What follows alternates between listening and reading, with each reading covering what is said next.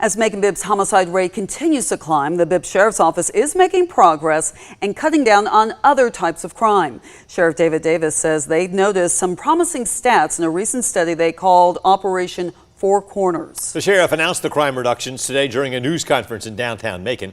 Anthony Montalto gives us a look at the numbers in tonight's top story.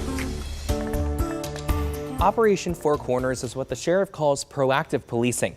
They arrested 473 people and made 700 criminal charges over 85 days between May and August. What are we doing about crime? What are we doing to address these violent offenders? What are we doing to address these violent incidents in town? These are some of the questions Sheriff David Davis says he gets the most often, so his department hatched a plan. This operation touched on all facets and all parts of Macon-Bibb. They asked people in the community which areas needed more deputy presence and got to work. There were some huge results. 68% reduction in commercial armed robberies. And that's because these officers were out there, they were being seen, they were checking these locations, and so that was a deterrent. They had 25 commercial armed robberies between March 6th and May 30th. There were only 8 in the Four Corners period. Oh, and remember the $2 million shot spotter system Macon-Bibb installed back in February? The sheriff's office has stats on that too.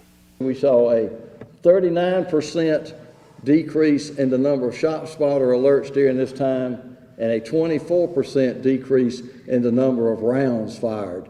So let's take a look at all the numbers they measured. We already know there was a 68% drop in commercial armed robberies, a 39% drop in shot spotter alerts, and a 24% drop in rounds fired. But they also noticed a 53% reduction in houses shot at and 4% fewer aggravated assaults. Back to you guys.